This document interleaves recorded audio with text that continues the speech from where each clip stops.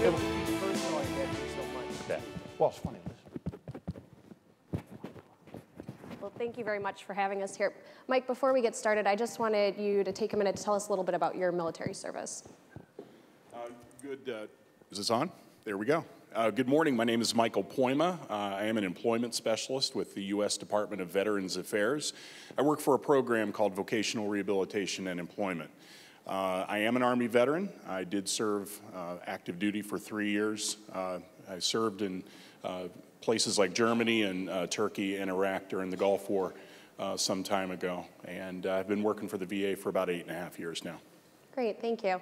And so today, as we're gonna talk, you all have this book here in your booklet, and it's a guide we developed to kind of show you some of the resources available here in Michigan and how we can help you navigate those resources.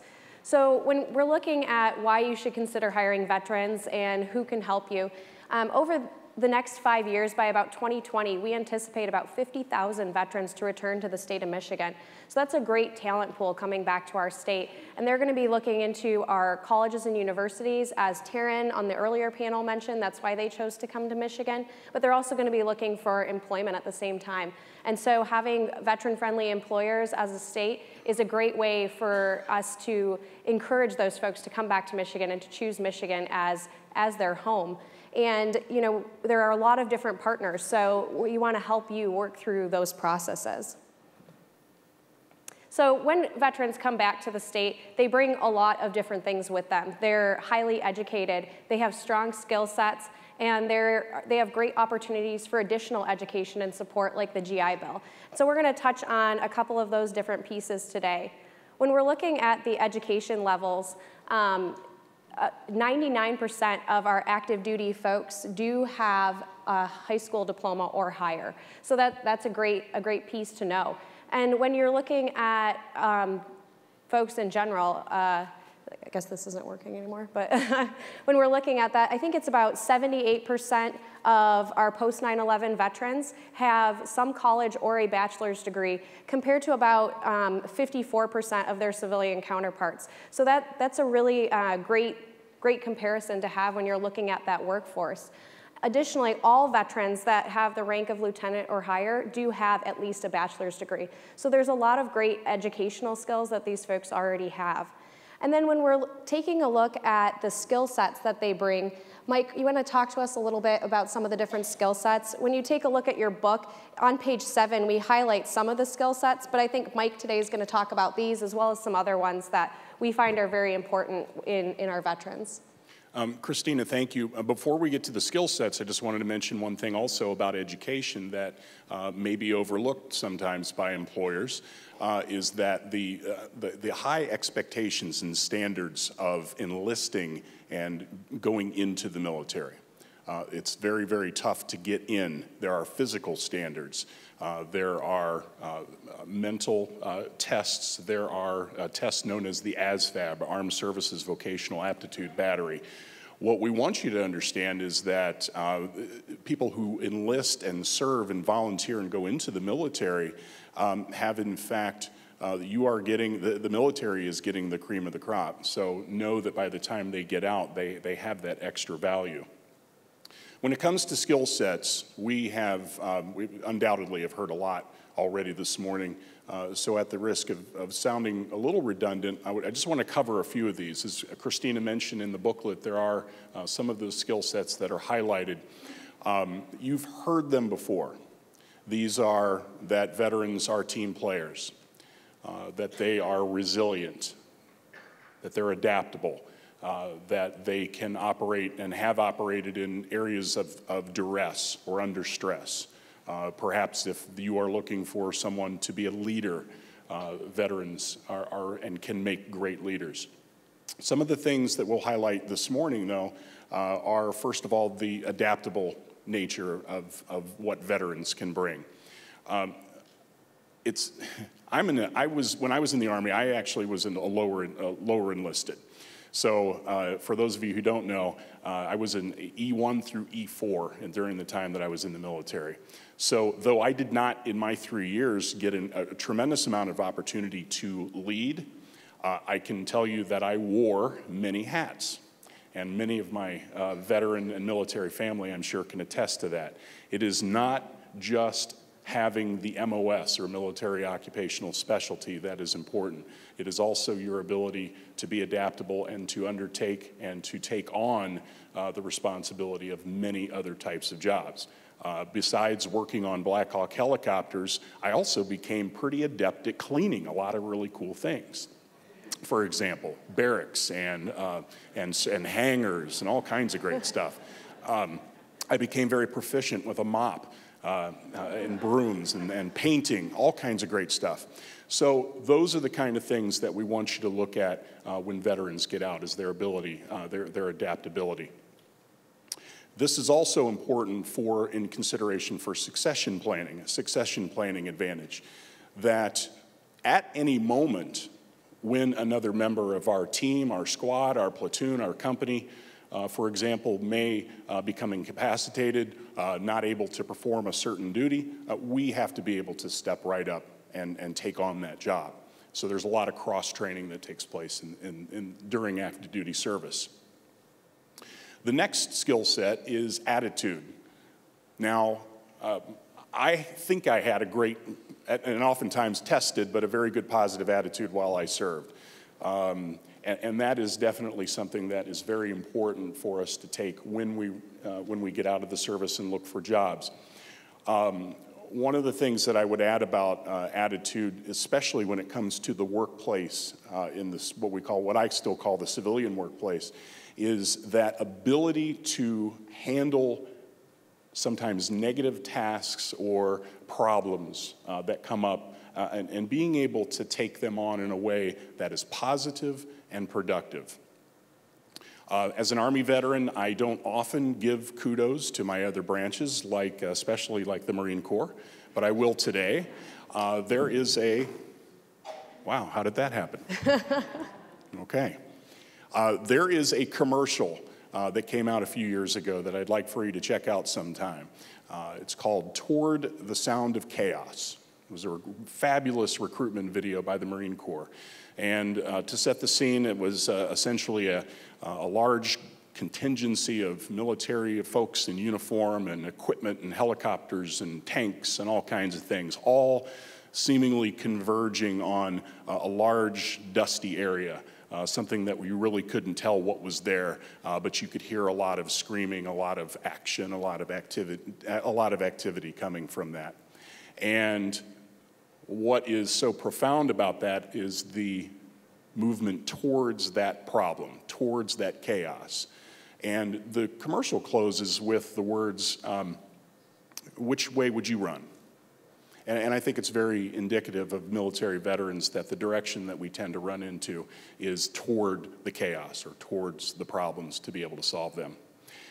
Lastly, Mike, I just want to interject. I think that's a great point that you bring up. I know one of my staff that's a veteran, we were encountering some problems with a project, and he came into my office and he said, "Kristina, that's an opportunity to achieve success." And I thought, that's a really great attitude to take about it. When you have this problem, instead of just sitting there going, man, we have this problem, what are we going to do? It's an opportunity. So if you are taking that look of problems are opportunities, that I think is just the best example of that attitude, that can-do attitude and that problem-solving piece. So, the last skill set that we'll talk about or highlight is about community service. Most of us, if not all of us, who chose to serve did so because we wanted to serve something higher than ourselves, something more important than ourselves. I will remember being out of the military and for a while feeling kind of lost and not really knowing quite what to do, where to go. Volunteering in your community is definitely one thing that can give you a sense of purpose. It certainly is a great way to network, but volunteer service in the community is also very important because it will establish some really good transition or some segue, let's say, from the military over to the civilian world, learning some of those expectations. One last item about that is when your veterans come into the workforce, make sure that you're clear on letting them know what your goals, your missions, your company mission is. Give them that sense of purpose and give them that, and they will likely outperform. So Kristina, what kind of resources do veterans have when they transition out of the military? So there are a variety of resources that, if you're not aware, can actually add to your benefit when you're recruiting veterans. So the military will pay for a veteran's last move from their active duty station. And so that can assist you, as you may have had in the past, to discontinue some of your programs to assist with relocation. If you're recruiting those folks at those bases, at those installations to come back to Michigan, that may be an additional piece of assistance. Also, those folks that were combat veterans do have 5 years of health care through the VA. And so through that health care, they can receive assistance, and then after that, they can continue to receive assistance with some modest copays, but that is an additional resource available to the veterans that you may be recruiting or that you may have in your company. And there's a variety of educational benefits, some which we heard earlier from our earlier panels. And Mike, I just wanted you to touch on some of those educational benefits, because I know that's a lot of your focus in your area. It is. I think for brevity's sake, most of us know about the GI Bill. No question at all that that is the primary educational benefit. But beyond the GI Bill, there are also other programs. The program that I work for example, in the VA is vocational rehabilitation and employment. And the one common factor in that program is that all of the veterans who come into our program are accepted into the program based on one common factor of eligibility, and that is that they have service-connected disabilities. So once we get them into the program, we have the ability also to provide the resources, sometimes training, oftentimes a bachelor's degree, but also on-the-job training and other types of learning environments, non-paid work experience, and other resources to help them be successful in their civilian transition and in their civilian career. Great. And so when we're looking at Michigan, you know, we have a lot of different agencies that are committed to this effort. We've heard from several panels, you know, the Workforce Development Agency, the Michigan Economic Development Corporation, but also some of the agencies that you may not think of as often. So the Licensing and Regulatory Affairs, we've been working with them to create opportunities where individuals, when they're transitioning out of the military, can transition directly into that civilian career and have that military experience count so that they can get their license because of the advanced training that they've received in the military. We also have our local veteran community action teams. So those are regionally based teams that are working together. And you know, the U.S. Department of Veterans Affairs, U.S. Department of Labor. If you take a look at page 11 of your handbook, it actually shows you all of the folks that are part of our Interagency Employment Council. And so reaching out to the MVAA, we can connect you into all of these pieces and show you who's the best contact in your area. So maybe you're not looking to recruit statewide, maybe you're just looking to recruit in Southeast Michigan. Who are the contacts that you need from Southeast Michigan? Consider us and all of these partners tools in your toolbox to be successful. So when you're looking at your general HR practices, you have a lot of different tools that you pick up and use depending on what you're doing. Consider us one of those tools, and consider all of these partners one of your tools as well. And Mike, so when we're doing this, how can we reach out? Who can we turn to for assistance? What are some of these individuals within that? One item about the Michigan Veterans Affairs Agency and a lot of these partners, the few years that I spent active duty military combined with 5 years of working in state government and now over eight and a half in federal government, this is probably one of the first times, and especially in the last couple of years, where I've seen the very dedicated, collaborative efforts on the part of so many organizations. There is, and probably will never be, one particular shop for finding veterans. This is what we hear all the time is from employers, is where do we find veterans? Well, there is no one stop for that, but Michigan Veterans Affairs Agency, the Veterans, the Employment Council, the list of organizations there all of us have a part in that. Some of the particular individuals that you'll be able to have connections with are local VA employment specialists, such as myself, and I have a couple colleagues in the state that we can get you connected to. Also, the local Michigan Works specialists out in the variety of Michigan Works and one-stop locations throughout the state. National Guard and Reserve units, and other organizations such as the Employer Support of the Guard and Reserve, or ESGR, and many others as well.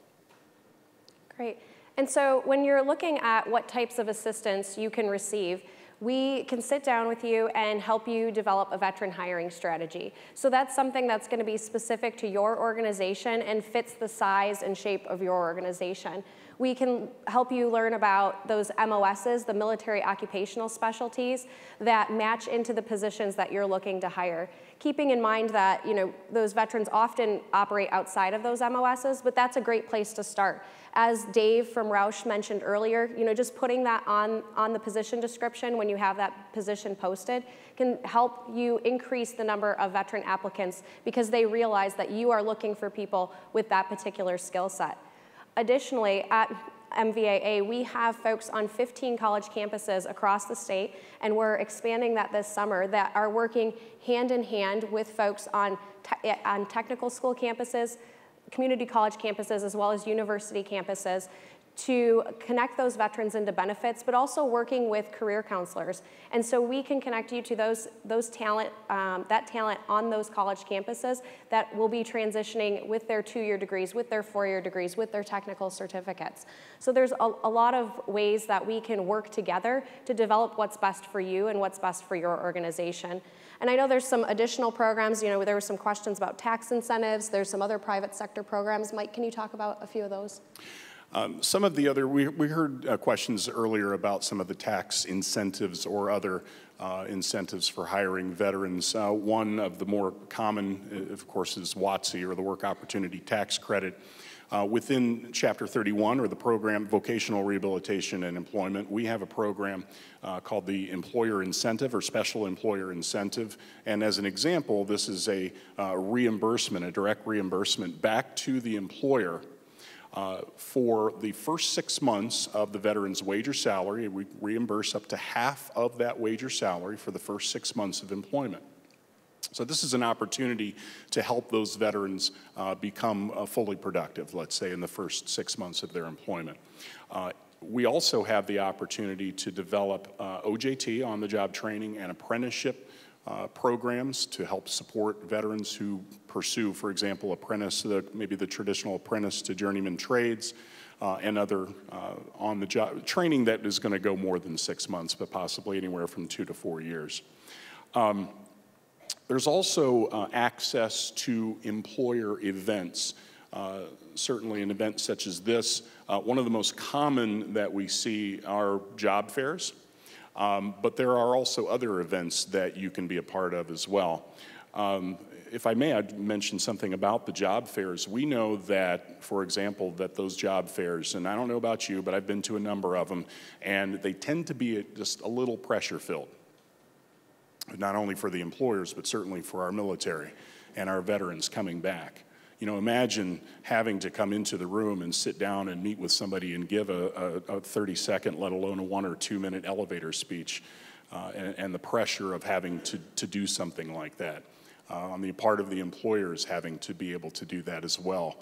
We know that there is a significant cultural gap. You heard a few minutes ago about the VCAT, or the Veterans Community Action Teams. In West Michigan, I'm fortunate to be part of one of those coalitions, the West Michigan Veterans Coalition. And in fact, next week, we have a small networking event that we're putting on, which only has about 15 veterans, 15 employers. It's not a job fair. It's really just a matter of putting those two cultures together. And that event, in fact, is being sponsored by Herman Miller. And those types of events are what you can have access to as well, of being able to address the cultural gaps and to meet and just simply talk with veterans and employers without the pressure. And also private sector best practices. Ultimately, You can hear from us, and you can hear from Disney and all kinds of other experts, but certainly business to business is the way to go when getting those best practices and excuse me, and having access to them. Right, and you know, the panel earlier mentioned that we have a private sector employment council made up of some of our silver veteran-friendly employers and different organizations that are really committed to hiring veterans, and they're putting together what their best practices are, the things that have worked well for them, so that we can share all of that information with others so others can develop successful programs as well. So you may be wondering, you know, what are the next steps? I would say it's pretty simple. You know, we try to make it easy for you. If you take a look at page 33, I'll talk a little bit about becoming a veteran-friendly employer. And so the first step is to reach out to us. And by doing that, we can start that process and start you down that path. So becoming a veteran-friendly employer, it's really an easy application process. And the main pieces are that you provide an overview of your organization. What does your organization look like? Kind of a snapshot of your organization. And then that you post your jobs on mytalent.org. So that's our state talent bank. And by doing that, you have access to not just the veterans that are located here in Michigan that flag themselves as a veteran within that system. All of the jobs that are posted in that system get uploaded into that Veteran Employment Center that was mentioned earlier. So the Veteran Employment Center is connected into e-benefits, which is the system that veterans use as they're transitioning out to get access to their benefits. So then there's all of these career opportunities here in Michigan that are shared between all of those systems. So that gives you additional visibility on your positions. And then determine what your veteran hiring commitment is. I know Kevin mentioned earlier, you know, it's an easy thing to do to develop that veteran hiring commitment, and it's what works for your organization. We're not gonna tell you, you need to hire this many people. It's determining a fair amount for your organization. We have one of our bronze employers who committed to hiring 1 veteran out of 2 veterans this year. Now that's a huge number. It's not hundreds, but that's 50% of the workforce that they're planning on hiring this year. So it's really looking at what the commitment is for you and how we can work through all of those steps with you and develop that veteran hiring strategy that works for the region that you're in, for the statewide aspect that you may be looking at, whatever particular piece you are looking at. And I just wanted to thank you for taking the first steps of coming here today, because this really is a commitment on your behalf to take that first step to look into what you can do to hire veterans and how you can make your company more veteran friendly. And I think that speaks volumes to your participation and your commitment. And so with that, I just wanted to now take a moment to introduce the director of our agency, Jeff Barnes. He's the director of the Michigan Veterans Affairs Agency, to share some additional information.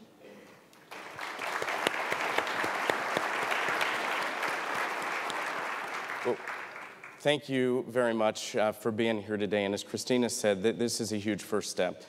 To see this many people in the room is absolutely exhilarating.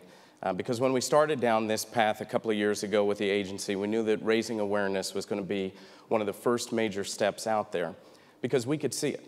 We could see the talent that was available in the state that was either being underemployed or frustrated in their job search and pulling out of the job market altogether. And that's a fail that we can't afford to do as a state. And meanwhile, the state of Michigan is on a great economic comeback. And many of you all are in a growth strategy right now. And the topic of the day is recruiting talent that you need to be able to move to the next chapter. And so we saw a perfect match and took this as an opportunity to start building that business case for you. I got a couple of things I'm going to say, but I want to first thank both Michael and Kristina for what they've shared. This has been a journey with all of us to try to figure out how to problem solve some of the challenges we faced, and these two have been great leaders throughout that for the state and for our private sector. So if we could give them a big round of applause.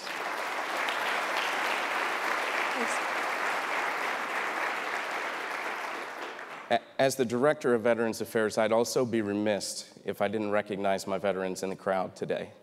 So I'd like to start by asking all of those who have served in the Coast Guard to stand, and if the rest of us could give a big round of applause.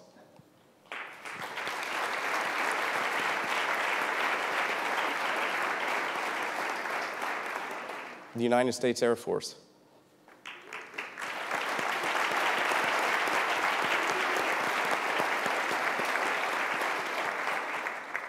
United States Navy.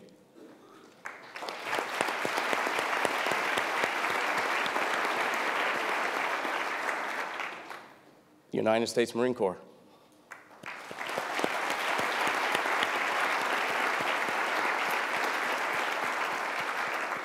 Keep an eye on all these Marines. They're probably the ones that'll break something over lunch. All right, and the best branch, the United States Army.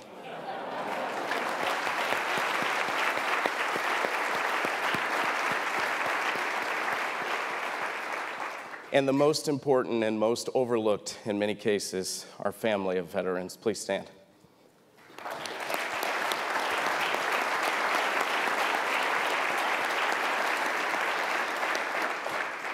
So when you stand up here, you get to see the crowd in a different perspective. And when I ask members to stand like that, what you could see is easily 80% of the audience has either served or have family members that have, which is exciting. It also makes this very personal and brings the compassion to what we're doing. And that is a game changer for what we're working on. We're at a tipping point in the state of Michigan. As Kristina mentioned right off the bat, we have about 50,000 post-9/11 veterans that already call Michigan home.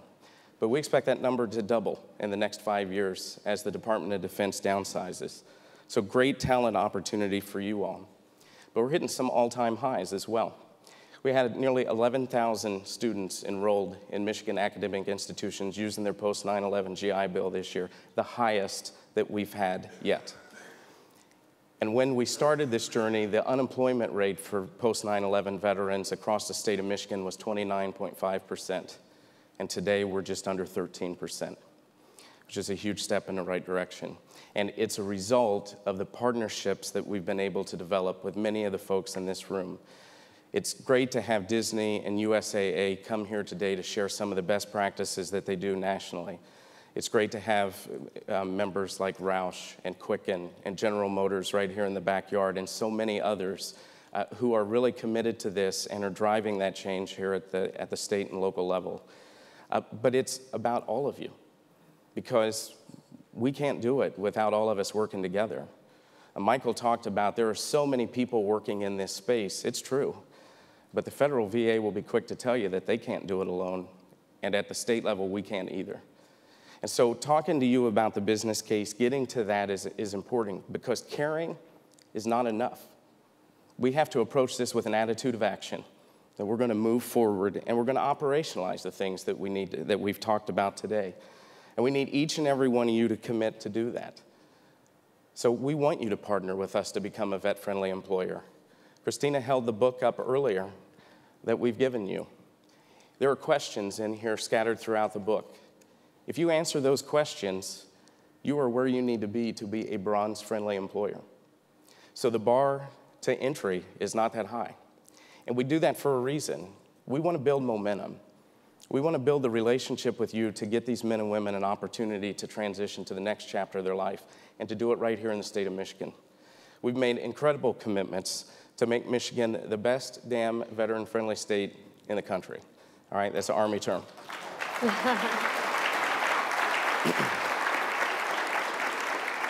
And we want to recognize you for your efforts. Through our partnership with the U.S. Chamber of Commerce, we are engaging veterans further up the talent pipeline than they've ever been engaged before. And we're one of only a couple of states that have taken that posture. We want to tell the good stories that are going on in Michigan. We want to talk about the quality of life in Michigan. And we want to recruit people here because we know that this is the kind of atmosphere and the kind of environment that they're going to look for. And we've got terrific academic institutions. We've partnered with 15 this year. We're going to expand that number. But it allows us day in and day out to work very closely with the veteran talent right there on campus, which allows us also to make a much more meaningful connection between you and that veteran talent. And through our partnership with the U.S. Chamber, we're moving that discussion further up the pipeline. So as we get into the decision-making process for a transitioning service member, we can tell them about that opportunity, and we can show them the willingness that Michigan is willing and ready to help you make that transition before they ever choose where they're going to move to. So my commitment to you, join the Vet Friendly program, and we're going to help you navigate the resources. The governor's talked a lot about we in government create too many programs. And we've done this in the best interest possible. But what happens is it becomes so confusing, you don't know what program is the right fit for you. And you see it with our veterans as well. So we're going to take that burden and that learning curve, we're going to reduce it all the way down to ground zero.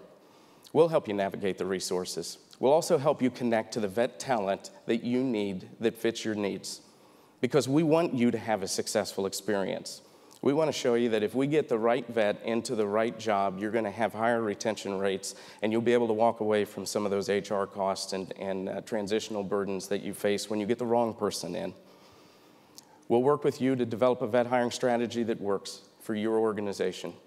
Whether it's hiring one vet or 101 vets or 1,001 vets, we want to be able to tailor something that's for you and meet your needs.